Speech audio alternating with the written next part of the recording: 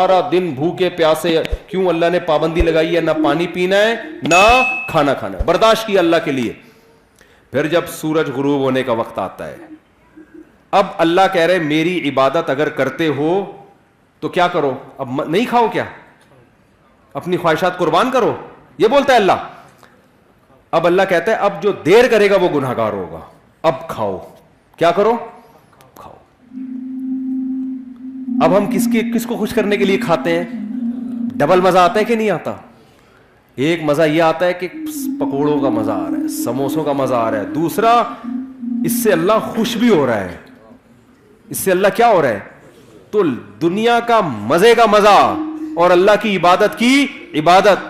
کیسی پیاری دعا ہے جو نبی پڑھا کرتے تھے روزہ افطار کرنے کے بعد, ذهب الظما وابتلت العروق وثبت الاجر انشاءاللہ. پیاس بھی چلی گئی اور رگیں تر ہو گئی. یہ تو دنیا کا مزہ, اور آخرت کا مزہ کیا, اس روزے کا اجر ہمارے اعمال میں اللہ نے لکھ لیا, یہ آخرت میں ملے گا ہمیں. اس کی ایک الگ خوشی ہوتی ہے. تو میرے بھائی, آپ کو اسلام ترقی سے منع نہیں کرتا, دنیا سے دل لگانے سے منع کرتا ہے. دل کس سے لگاؤ؟ اللہ سے. لہذا اللہ کے لیے کسی سے لگانا پڑے تو لگاؤ. اللہ اگر منع کر رہے لگانے سے تو یعنی دل تو دنیا سے بھی لگے گا, مگر اتنا لگے گا جتنی اللہ اجازت دے رہے اور جس سے اجازت دے رہا ہے. سمجھ میں نہیں آ رہی بات؟ اللہ کہہ رہا ہے بیگم سے بھی محبت کرو, اولاد سے بھی اور ماں باپ سے بھی. زیادہ کس سے کرو؟ ان تینوں میں زیادہ کس سے کرو بھائی؟ ماں باپ سے بھی, بیگم سے بھی اور اولاد سے بھی. تینوں میں زیادہ کس سے کرنی ہے؟ پہلی بات تو اللہ سے ہم پرمیشن لیتے ہیں ان سے محبت کرنی ہے نہیں کرنی, اللہ نے کہا کرنی ہے, میری طرف سے کیا ہے. تو ہم چونکہ اللہ کے غلام ہیں تو اللہ آرڈر دے رہا ہے, تو اللہ تو نے آرڈر دیا تو ہم کریں گے, ٹھیک ہے نا. یہ ہماری محبت کس کے لیے ہو رہی ہے؟ اللہ کے لیے ہو رہی ہے. تو یہ اللہ سے محبت کا حصہ ہے یہ. پھر اللہ کتنی کرنی ہے؟ ان تینوں میں بچوں سے زیادہ کریں, بیگم سے کریں یا ماں باپ سے؟ اللہ کہہ رہے ہیں سب سے اوپر گراف کس کا رہنا چاہیے؟ والدین کا. نہیں آ رہی بات؟ سب سے پہلے کس سے کرنی ہے؟ ابا اماں. نہیں آ رہی بات؟ اے اللہ کتنی کرنی ہے ان سے؟ حالانکہ اس میں دنیاوی مفاد نہیں ہے, کیونکہ ابا بڑھاپے میں بہت بوجھ لگتے ہیں. جوانی میں تو نچوڑ لیا ان کو, اب ریٹائر ہو گئے, اب کھانسنے کے لیے رہ گئے وہ گھر میں. ان کی دوائیاں ہیں, ان کے مسائل ہیں, پھر وہ بڑھاپے میں دماغ چڑچڑا ہوتا ہے, پوچھ رہے ہیں کہاں جا رہا ہے, کہاں سے آ رہا ہے, تو اچھے ہی نہیں لگ رہے. یار یہ کیا ہے یار, میں اپنی لائف کو انجوائے کرنے دو ابا.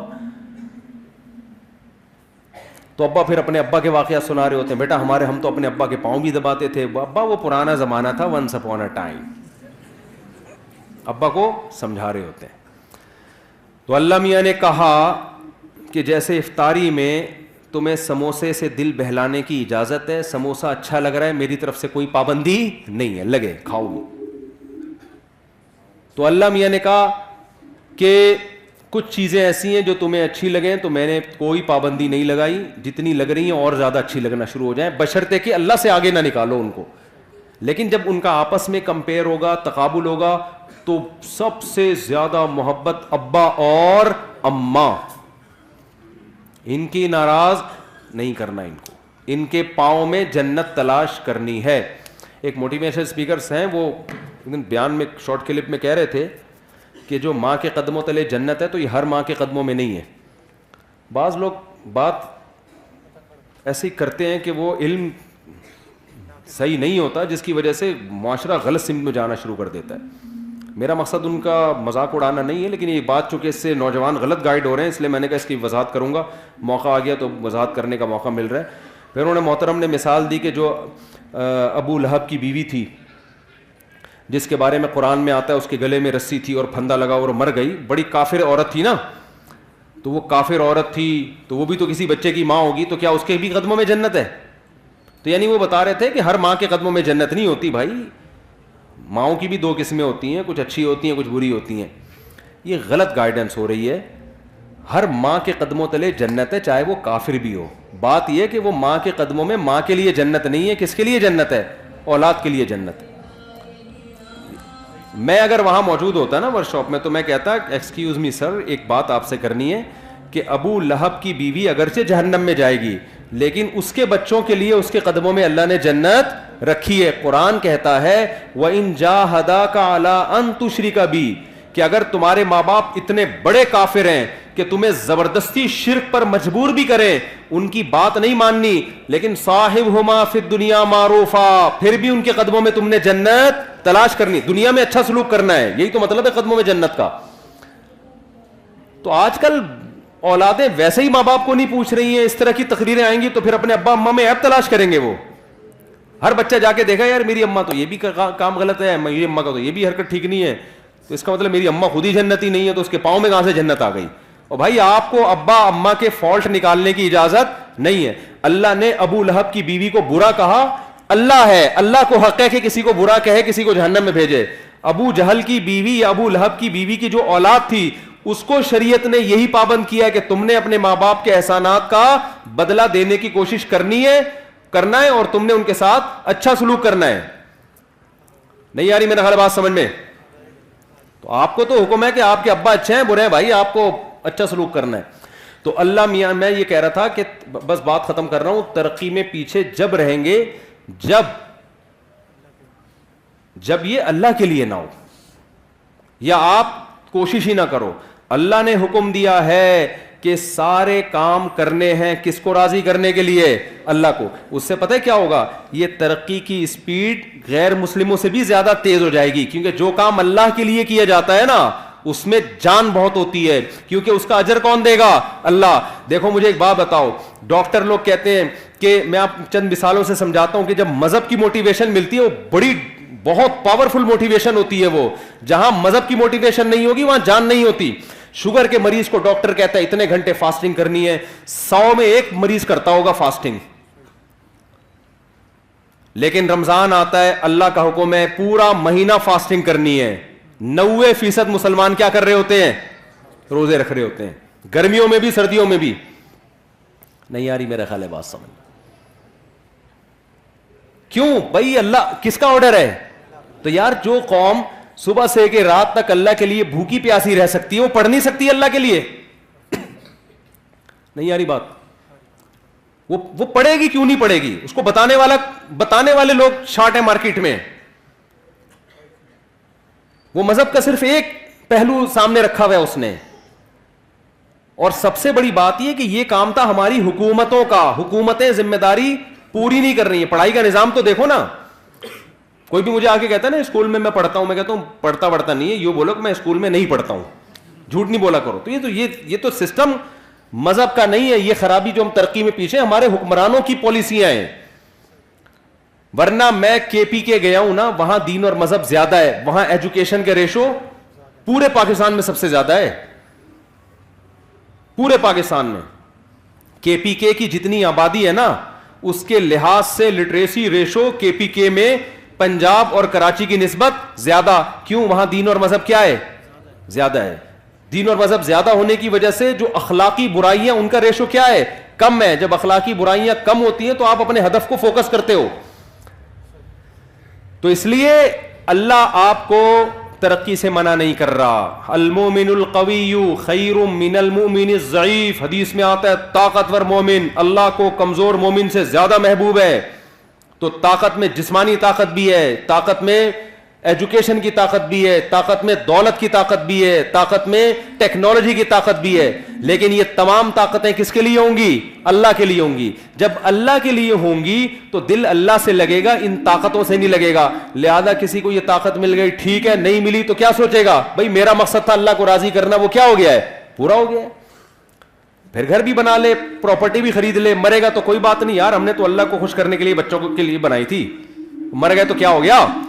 ابے لوگ کہہ رہے ہوتے ہیں نا بیچارے نے اتنی محنت سے کروڑوں روپے کا گھر بنایا, بیچارے کو رہنا نصیب نہیں ہوا, تو اتنا کیوں ترس کھا رہے ہو؟ رہ بھی لیتا تو کتنے دن رہ لیتا.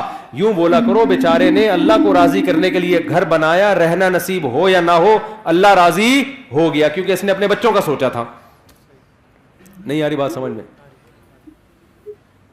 تو کیا بیچارہ کہاں سے ہو گیا؟ جس کے لیے بنایا تو وہ خوش ہے نا.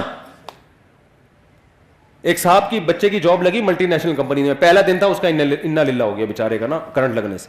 اب ماں رو رہی ہے, ہائے میرا بچہ آج پہلا دن تھا. میں نے کہا بھائی اگر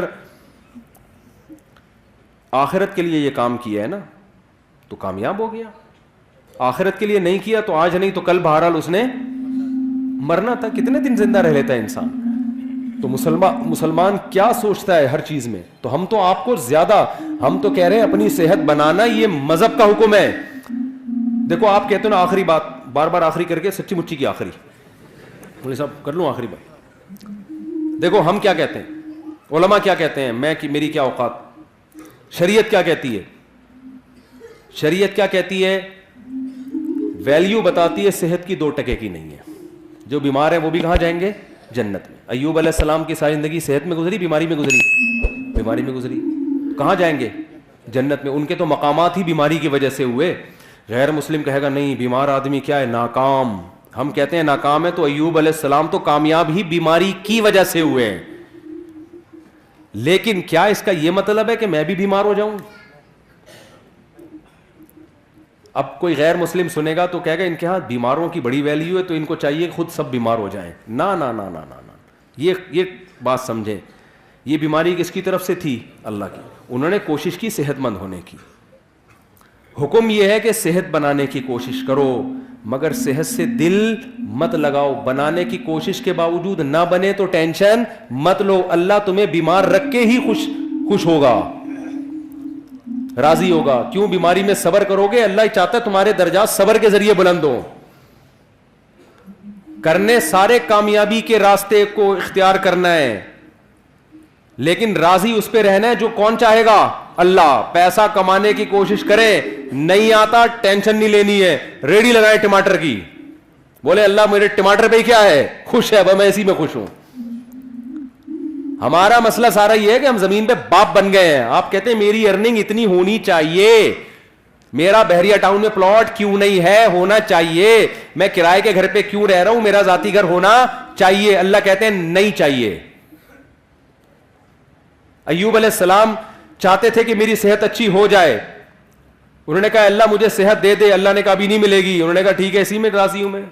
صحیح ہے نا, جب اللہ اسی میں خوش ہے تو ٹھیک ہے, میں کیا کروں, اسی میں راضی ہوں میں. اللہ نے آپ کا سارا اہل و عیال آپ سے چھین لیا, موت دے دی سب کو. ان کو چاہیے تھے اہل و عیال, بچے. اللہ نے کہا نہیں دوں گا. انہوں نے کہا ٹھیک ہے میں اسی پہ خوش ہوں.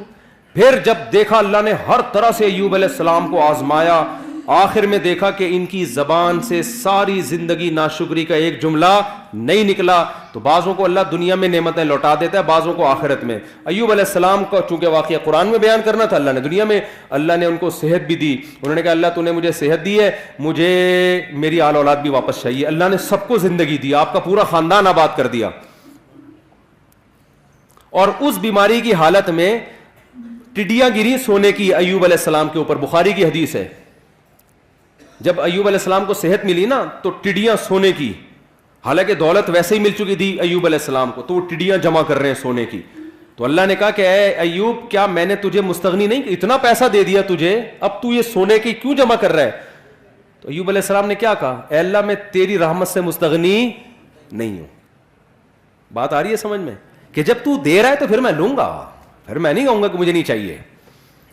جب تو نہیں دے رہا تھا تو میں اسی میں انجوائے کر رہا تھا, خوش تھا میں اس میں, صبر کر رہا تھا. انجوائے کا مطلب صبر کر رہا تھا میں, راضی تھا. جب تو دے رہا ہے تو پھر تو لیں گے نا.